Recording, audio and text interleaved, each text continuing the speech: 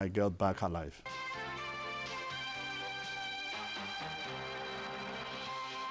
But let's take a break now. When we come back, which way Burkina Faso? President Blaise Compaore has resigned, but the military taking over power has set off a new round of protests in the capital, Ouagadougou. Please stay with us. You see, life has just got easier. You stay connected to Channels TV, where news and innovations are shaping our world. Simply log on to channelstv.com to get the breaking news. Browse the homepage according to what matters to you. Tap on the extended coverage of business, sports, politics, lifestyle, infotech, entertainment, health, world news, and lots more. Click on the live link and see the news in real time. Do you want to watch the latest video of the day? It's just a click away. Friend us on Facebook, YouTube, follow us on Twitter, Google+, participate in Channels TV poll and share your comments. It's a website you can talk to. Your voice will be heard. ChannelsTV.com. The news at your fingertips. Welcome back. Now, if you're just joining us, you're watching Diplomatic Channel. Last week was characterized by a series of protests in Burkina Faso's capital, Ouagadougou, as the people revolted against President Blaise Compaore running another term in office. The president finally gave in to pressure and stepped down, but as you know, there can be no vacuum in government, so enter the Burkina Faso military.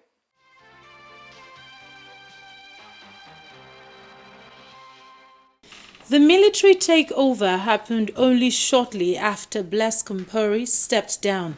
His move was so sudden there was not enough time to decide on a transition government. But by Saturday, a new leader had been announced in person of Lieutenant Colonel Isaac Zida as leader of a transitional government. Ils promettent au peuple burkinabé tout entier de tenir leur engagement. In his address, Lieutenant Colonel Zida said the military was not interested in power, but were working for the greater interest of the nation. Protests which erupted last week over Mr. Compaore's plan to extend his 27-year rule, causing him to resign. When the military took over, they became more intense. Many called on the government to leave the public scene immediately, as their role is to safeguard the country's national integrity. Others insisted the biggest democracy in the world are governed by civilians, not by soldiers. On Sunday, protesters made their way to the state television headquarters. They said they were there to find out what was going on. They were being addressed by a colonel when gunshots rang out. Protesters dispersed, running for cover. By Sunday evening, a relative calm had emerged.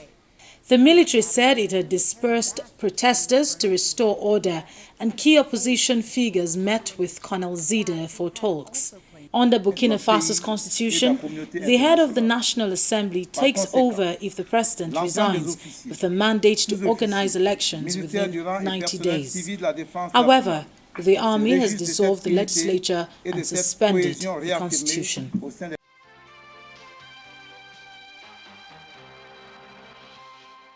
Now, the political situation in Burkina Faso is beginning to worry neighboring countries and the international community. The UN and the AU have urged the new military leader to step down after handing over to a civilian leader. And I found one analyst who thinks otherwise. Political scientist Dr. Emmanuel Onah believes that any change right now in Burkina Faso will lead to further political chaos. He's, however, sympathetic to how the protests affect the situation there.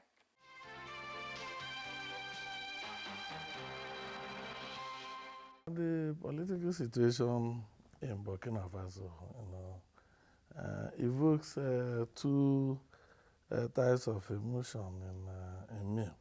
On the one side, I would say it is unfortunate.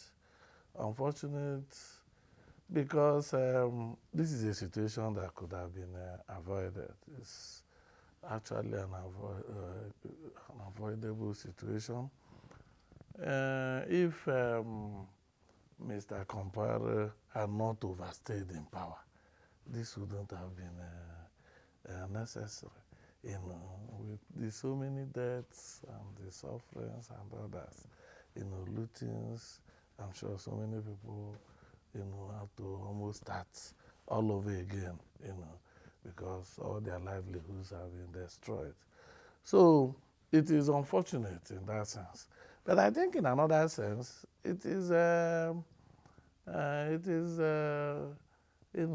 something to be happy about, that at this stage in Africa's development, such a thing could happen, that the people could rise and topple a leader like Compaore, who is very cunning, and ordinarily had shown that he could survive, many uprisings of the people. That the people were steadfast this time and insisted that he must leave, and eventually he left, is something that is commendable. It's something that gives hope that maybe in the near future, Africa will rise again. You think it's significant that, he was not like he was, the military took over while he was in power, but that he resigned on his own and then left and suspended the constitution that was supposed to be amended? That will show us the kind of man we are talking about, how strong he was, But the circumstances made him to leave is what interests me. But he could have stayed. No, he couldn't have stayed. If he could, he would have stayed. But, the demonstrations were like something that was gathering momentum. At that point when he left, it was safe for him to leave. I think if he had stayed a little longer than that, he might not have left even with his own life. He knew the situation, and I think he didn't give up power because he wanted to give up power. Certainly not. He gave up power because he could not stay on again. Blaise Compaore had been president for 27 years, and what factors helped him to stay in office for that long? He is a very cunning person. Machiavelli, in his book, said leaders should be like lions and foxes, Lions when the situation demanded toughness, and foxes when the situation demanded cunning. I think Compaore demonstrated, so much of the lion and so much of the fox in the 27 years of power. He did not stay because he was serving the people, the way the people would have wanted. He stayed because he found a way of, he found some ways of utilizing intrigue and maneuverings and cunning, and deceit to, prolong his tenure, his stay in power. But I don't think that within the 27 years he left any legacy that is worthy of praise. But no. The people are saying they don't want the military because, looking at other precedents to this, other countries in Africa that have had military intervention in politics, the military never usually has a plan to leave. They always make promises, but they never fulfill them. And eventually they leave on their own terms. Well, I agree with you. The history of, giving us is true of African militaries.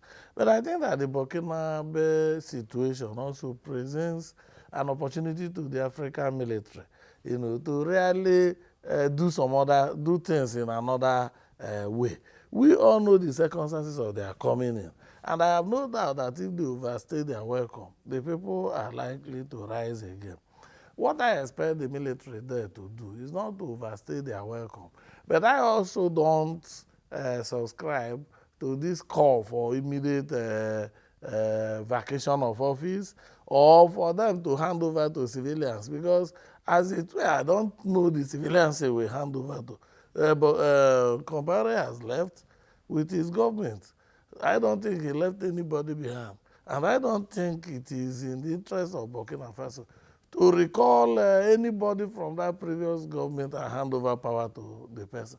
I think it is good that the military is there now, so that knowing that the climate, the international climate is not good for them to be in power, I'm sure they will do something quick, to return the country to civilian rule and then go back to their barracks. But we must be realistic about it, and which is that even though the pressure cannot really be left off that way, but we must really understand that they have to be there for at least some few months. What role should the international community be playing in this Burkina Faso situation? The role they are already playing is good. I said the pressure must be kept on, because if you let the military feel that they can stay there for as long as they deem fit, to organize elections and all that, nobody might be able to control them in terms of how long they will stay. But if from the one they are told that they are not supposed to be there, I think that whatever they have to do, they will now hasten it up and do it quickly. For me, I think that the Burkinabe constitution was not, there wasn't anything essentially wrong with it, except that Compaore was trying to meddle with it in his attempt to elongate his tenure. So the military might well bring back that constitution and organize a quick election under that constitution. Or if there are some issues to be touched up, then they should do that also quickly. So any period between 3 months and 6 months should be enough for them to hand over properly. So I really have to ask this, Doctor, when is it time for, people in countries to say enough is, and even leaders to say enough is enough, this must stop, let's have a new president? Or even for the leaders to tell themselves that enough is enough. Exactly. You see, that is one big issue in the study of African leadership. It is unfortunate, really, that it is happening, because elsewhere you see people who come in and then they are men of, in fact, their integrity is their concern much more than whatever they get from office. I don't know what is in the African office, that even the most gentle of men will go in and then find it difficult to come out.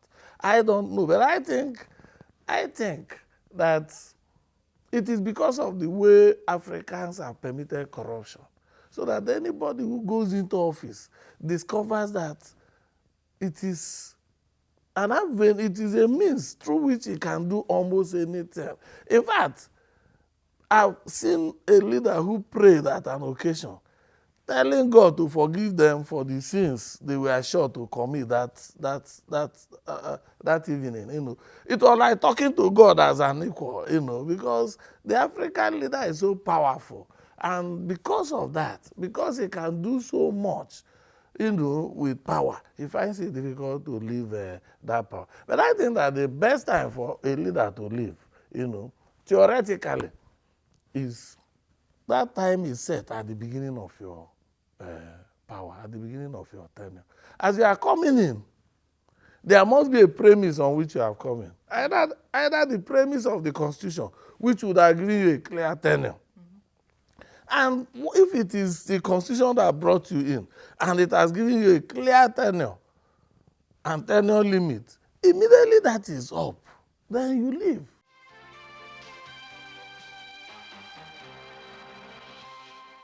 And this is where we end the program this week. Do keep up with our Facebook page and Twitter handle on reviews of the program.